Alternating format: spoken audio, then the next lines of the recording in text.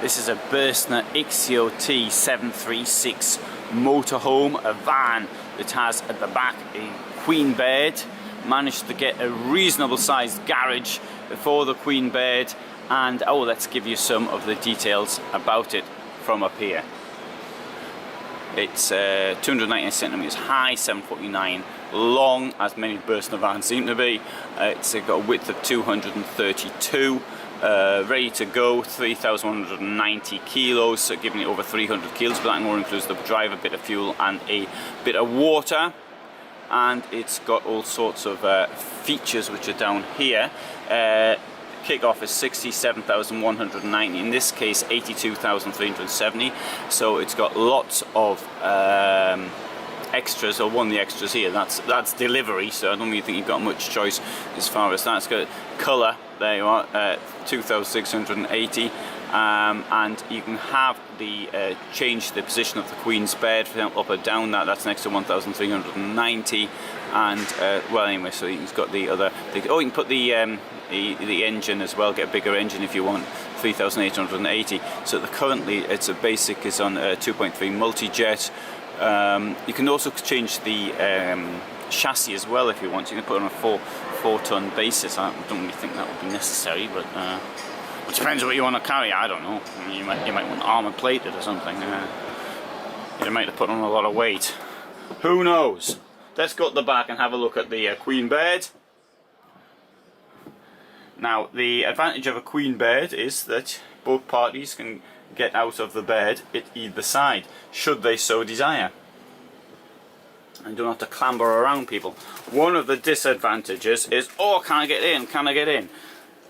Well, I exaggerate a bit, but I'm quite thin. Although at the moment I've got a second camera which is around my waist. You see, there's not a lot of room around there to sort of get in and get up. Although, having said that, in Europe most campers do tend to be relatively in good shape, let's say. The reason for this is, I think if you're a camper, you're probably not the sort of person that puts on too much weight, and putting too much weight, you do that by usually a lack of activity, although failure to eat correctly is actually the #1 cause of it. Anyway, just pointed that bit out there. I want to start a nutrition channel on YouTube. I'll put my nutrition stuff on this channel, the Alan Heath channel, but I think it'd be better on a separate channel. There we go. It's the inside there. Now, I am standing up at the moment, right? So I am on the step leading up to the bed, which I shall demonstrate to you. See where I am? I'm there. So I'm standing up at the moment. So that's pretty good. That is important. There's still a little bit of height above me, a good 10 centimeters, so you can get in here nice and easily. That is a very good point. Here, as you can see, got a slider. You can slide this in and out, which you want. So you want to divide the thing up, you can do that. Now, the bed up there, of course, is an option, it's an extra, but if you divided the bed up, then the van up, then both got relatively easy access to the toilet at night.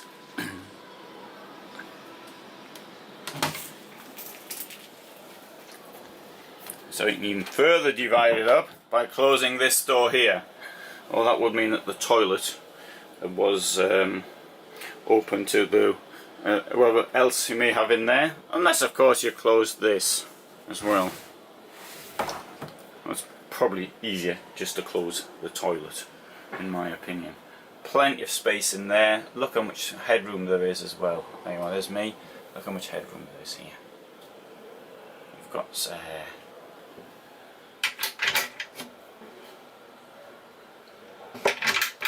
I'll even put my hair down because it seems to come out of place since wearing the hat in this morning. No, it doesn't matter. I'll sort that one out later.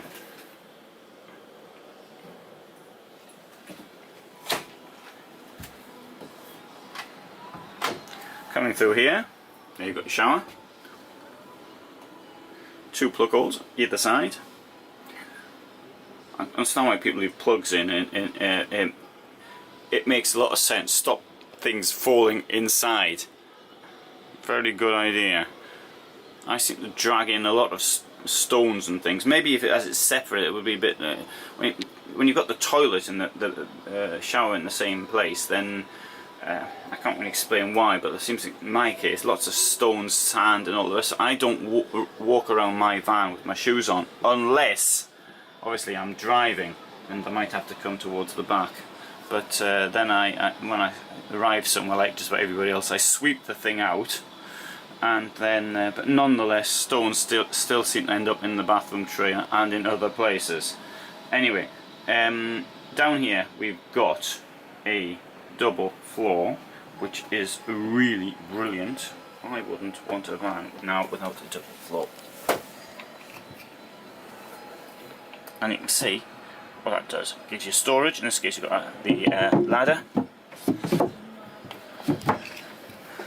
for the optional bed. And here, as we come in, this is a place I think many people would put their shoes in.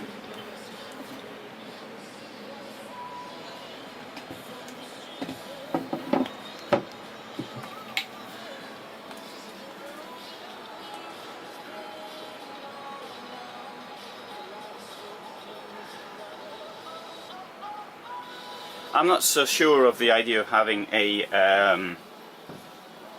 seats on either side. I mean, obviously it depends what you want. One of the things with having this optional thing in the roof here, though, is it cuts down on the amount of space that you have available. Now I'm going to close this here, this door here, dividing the van up. Now I'm standing in the lounge. So it's the place where you spend most of your time during the day, possibly, and you can see how little headroom there is in these conditions. So ask yourself, is this really what you want?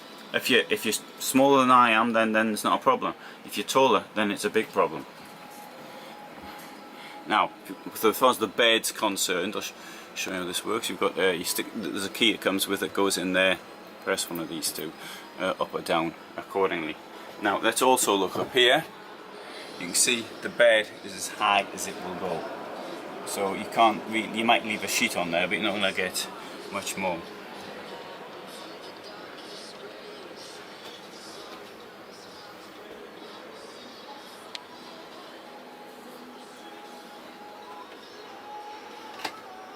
That's how you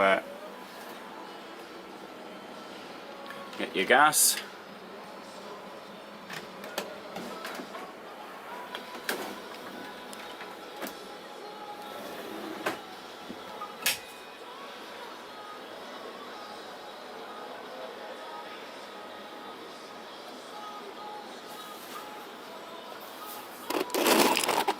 Oh, sorry, I've turned the gimbal around the wrong way.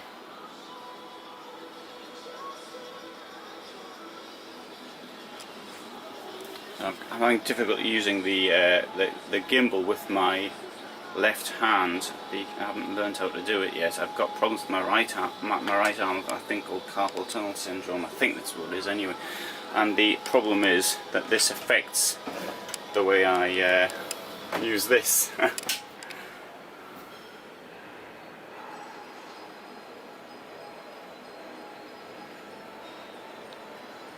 Anyway, right, so you've got a vague idea of what's going on in here.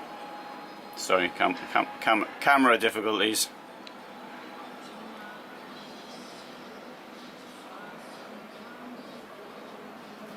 Right, so what we'll do now is we'll have a look around the outside. And in particular, have a quick look at the garage. Oh.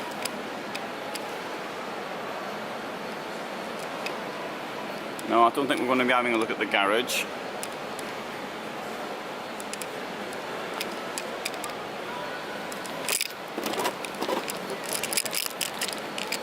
There we are. There's a bit spinning anyway. So, right. Well, there's the garage. I'm going to leave that in actually. Normally I think I'd probably take something like that out of film, but I'm going to leave that in specially to show some of the difficulties of using the gimbal. Although it could of course be, you know, it's probably me, it's not the gimbal itself, it's because I'm not, it's the difficulty of holding something with the left hand. Fortunately, I've only had it for a few months, so I might yet learn how to do it properly with my left hand, or I hope my right arm will have recovered. Right, anyway, so that's Ixeo T736. If you found that of any interest, we've got lots of other vans here, and I've filmed this at other places, at Stuttgart, at Dusseldorf, and around the time that I spend in my own van, campsites and things like that, van life. So, right, there you have it. We have this van here. So this is me now in Essen with a bad arm and a gimbal playing up. Well, not really the gimbal, it's me, I've used it incorrectly. Signing off.